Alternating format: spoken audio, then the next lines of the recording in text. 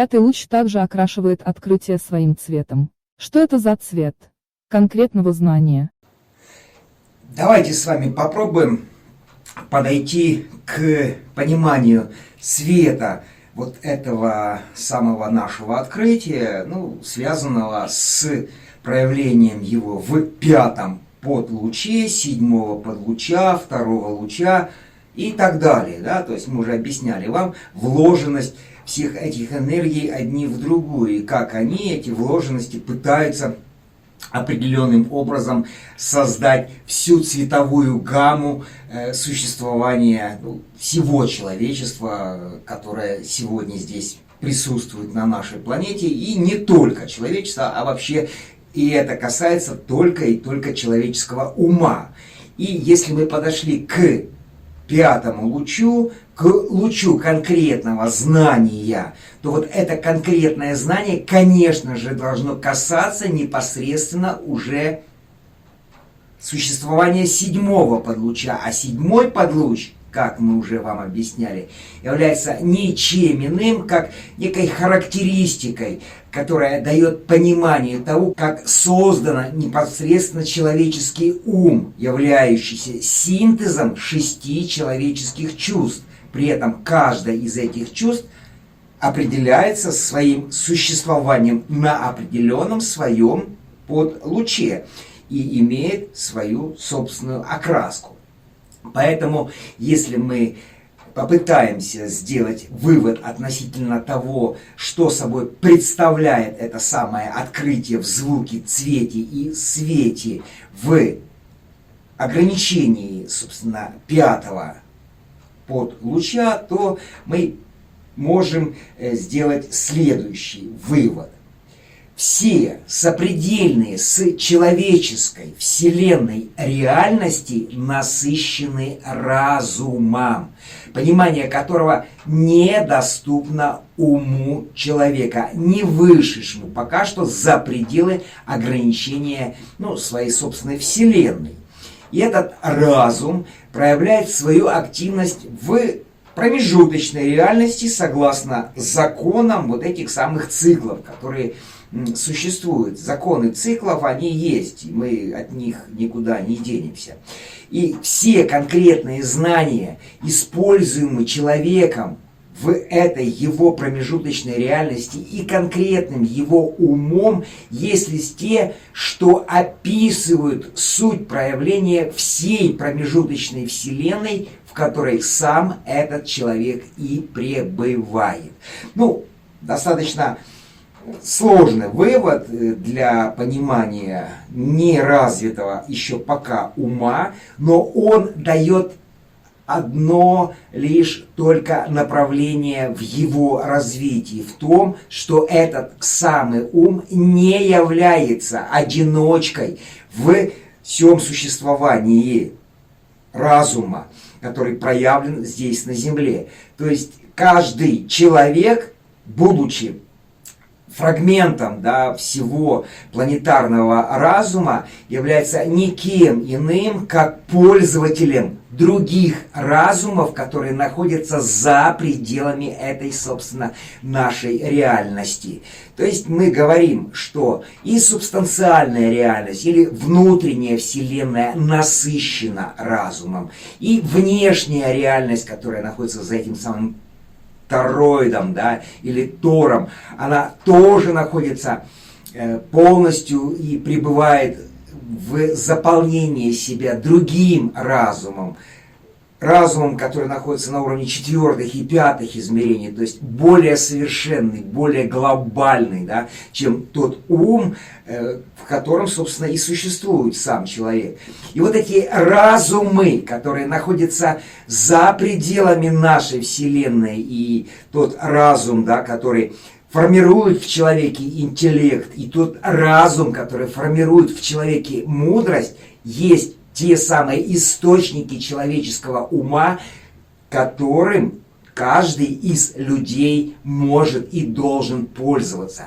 И вот эта способность или умение его пользоваться своим умом, исходя из того, как он, собственно, построен и понимание, что он не является оторванным от всей глобальной Вселенной, которая имеет место быть в других измерениях, не только в тех трех, в которых существует, собственно, этот ум. Этот ум должен понимать, что он создается именно разумом, находящимся за пределами его, этого одиночного человеческого ума существования. И если этот ум пытается найти где-то вот в этой видимой ему и невидимой пока что Вселенной, недосягаемой пока что телескопами, да, которыми пользуется человеческий ум, разумную жизнь, то он просто тщетно проводит свое собственное время. Эта разумная жизнь существует рядом с ним. Она находится в сопредельных с ним вселенных. Не в тех вселенных, да, которые находятся, или микровселенных, которые находятся рядом с каждой, да, из солнечных систем. Там есть свой собственный разум, который функционирует на своих собственных частотах, вибрациях, и со своими задачами, со своим планом и со своим развитием. Это их разум, который недоступен будет человеку до тех пор, пока он не поймет, что для понимания и достижения его ума, того состояния и понимания, что действительно вся наша Вселенная наполнена безграничным существованием этого самого разума, этот ум и будет пребывать в своем заточенном состоянии неведения или непонимания, или существования только и только вследствие. В чем смысл, да, этого открытия? В том, что этот сам ум человека, пребывая в состоянии авидии или в том состоянии, когда он обрабатывает только и только следствия, которые проявлены в его микровселенной, этот ум не может и не способен понять, как, собственно, вообще создано все, что его окружает. Почему? Потому что он обрабатывает только и только следствия всего того, что это здесь создало в его же реальности. А причиной вот этих следствий, причиной, да, самого света является внешняя Вселенная, причиной звука является внутренняя Вселенная, причиной, в то время как звук есть следствие, и свет есть следствие. И сам цвет, в котором присутствует сам человек и является сам же наполнением этого цвета, есть не что иное, как следствие существования уже в этой его вселенной других следствий, которые являются, опять же, итогом того, что было их появление как причины, не более. Как следствие. А причина совершенно иная. Причина совершенно состоит в другом. Причина в том, что человеческий разум не способен выйти за ограничение своего существования только лишь потому, что он пользуется и всегда будет пользоваться только одним единственным принципом существования себя в состоянии авидии или обработки только тех знаний, которые являются следствием чего-то иного, до чего еще ум человека не дошел к восприятию их и, соответственно, обработке. Другими словами, любые попытки найти разумную жизнь вне нашей Земли и во всей беспредельной Вселенной обречены на неудачу. И почему? Потому что разумная жизнь находится прямо-таки рядом с нами, или над самим человечеством. Абсолютно верно. Не получится человечеству найти разумную жизнь во всей этой вселенной, пока это же человечество и каждый отдельный человек не признает, что эта разумная жизнь существует прямо же, в нем же, рядом с ним, сопредельных с его существованием реальностях и вселенных, и именно к ним, этим вселенным и к тому, что проникает непосредственно в самого человека через субстанцию и через энергии, изнутри и извне, нужно относиться как к проявлению разума. И когда это человек сможет понять, сможет осмыслить, сможет войти в это общее существование, взаимодействие между собой субстанции и энергии, тогда человеку станет ясно, что он не одинок в этой Вселенной, что вся эта Вселенная и есть огромное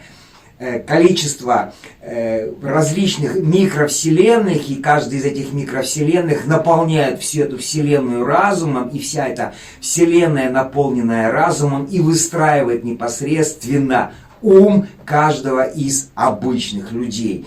И когда человек просто ложится спать, закрывает глаза и попадает в состояние сновидения, он этим образом вот так вот и проникает в реалии субстанциального мира, в то место, где и хранится карма человечества, ну и его собственная карма.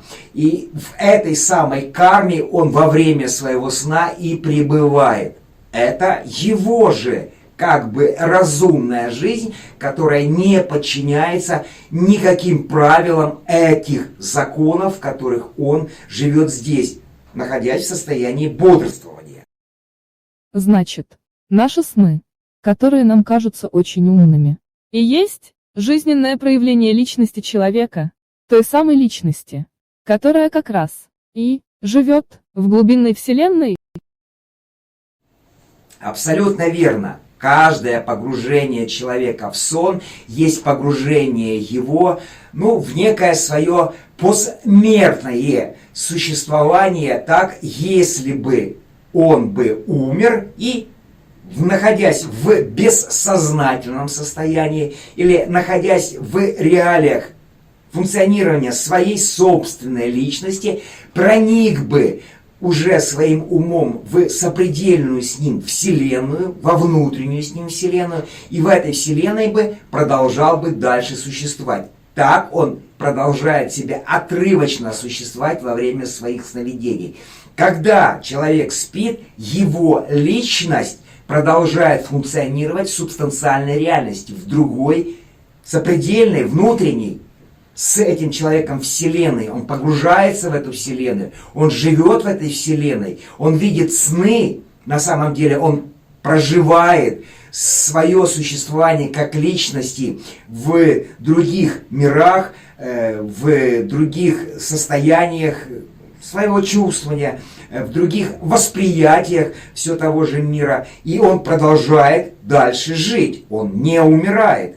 Так происходит с каждым человеком, который действительно умер в состоянии бессознательности, и уйдя уже в субстанциальную реальность, в этом же состоянии своей бессознательности, он и бессознательно дальше будет продолжать в ней существовать. Почему? Потому что в той реальности нет никаких чувств, нет никаких состояний любви, нет никакого восприятия мудрости, там есть только определенный вид интеллектуального взаимодействия одной личности с другой личностью. Конечно же, этот человек окрашивает свое существование во снах своим еще внутренним присутствием в его же бессознательном существовании, присутствием его души, которая действительно обладает огромным набором чувствований, то есть того абстрактного восприятия мира, в котором она и живет, эта самая душа. И эта душа тоже, проникая вместе с бессознательной личностью, находится в субстанциальной реальности. Она не отторгается от этой самой личности, она присутствует в этой личности. Ее временное существование во снах ее является только временным ее существованием, ибо она обратно возвращается вместе с личностью в эту самую реальность, и в этой самой реальности, где обычно живет человек, начинает вспоминать свои же сны, но уже оценивая их из состояния своей души, из состояния своего чувствования того, ну, что он как личность мог бы там почерпнуть в этом своем бессознательном, ну, для глобальной, да, нашей второй Солнечной системы, сознательной, сверхсознательной, которая действительно пребывает на уровне второго луча и которая уже оценивает состояние третьего луча, когда человек вытаскивает сведения, которые он получил во время сна, в эту нашу собственную реальность. Погружение человека в сон является для него нормой. Как и бодрствование, это тоже норма. Но есть ненормальные человеческие состояния. Они позволяют человеку или его уму проникать во внешние вселенные. Какие же это состояния? И как их достичь? Абсолютно верно. То есть мы подошли к тому, чтобы понять еще одно состояние, которое присуще человеку. Кроме его состояния сновидения и кроме его обычного состояния бодрствования.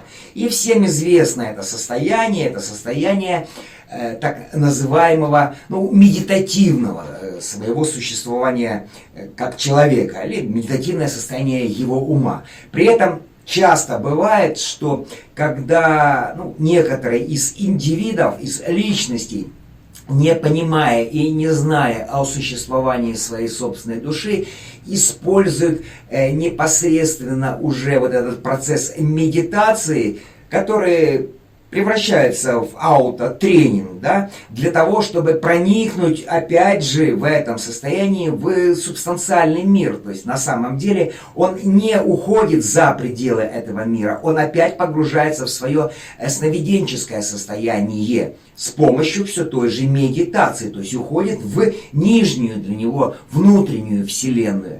Здесь нужно понимать, что для того, чтобы правильно пользоваться именно технологиями или техниками самой медитации, для каждого из пользователей этих техник должен быть наставник, который непосредственно введет его в то эталонное, да, состояние любви, состояние приятия всего, с помощью которого и с помощью этого состояния, базируясь на нем как на основе абстрактного ума, он сможет перейти уже в некое универсальное свое пребывание, опять же, находясь в состоянии абстракции.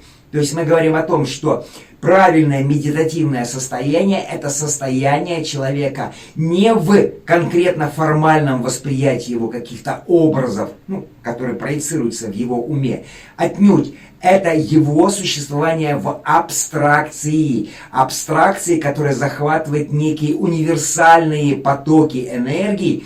Опять же, эти потоки энергии и формируют уже состояние абстрактности человеческого ума. То есть мы говорим о том, что проникновение в ту реальность, которая находится внешней для человека, может быть доступно для этого же человека, если он будет находиться лишь в своем состоянии любви.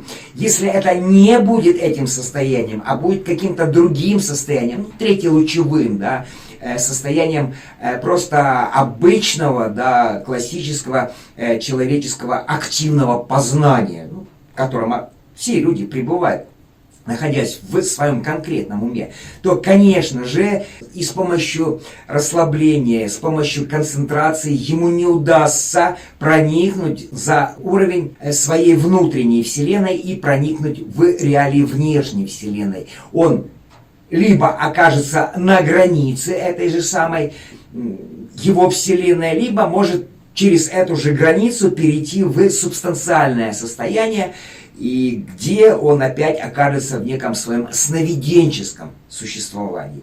Поэтому и запрещены, по большому счету, те средства, которые могут человека ввести или вывести в иные состояния, чем те, в которых он присутствует обычно во время бодрствования. Мы говорим о наркотиках и психостимуляторах. Именно, если мы говорим о наркотиках, то наркотики непосредственно позволяют человеку проникнуть в субстанциальную реальность и там уже существовать вместе со своей душою внутри, во внутренней вселенной. И психостимуляторы позволяют уже человеку выйти за пределы этой вселенной, если ему удается преодолеть стража порога и перейти во внешнюю вселенную, где существуют совершенно иные реальности и совершенно иное восприятие мира, чем то, которое присутствует в конкретике.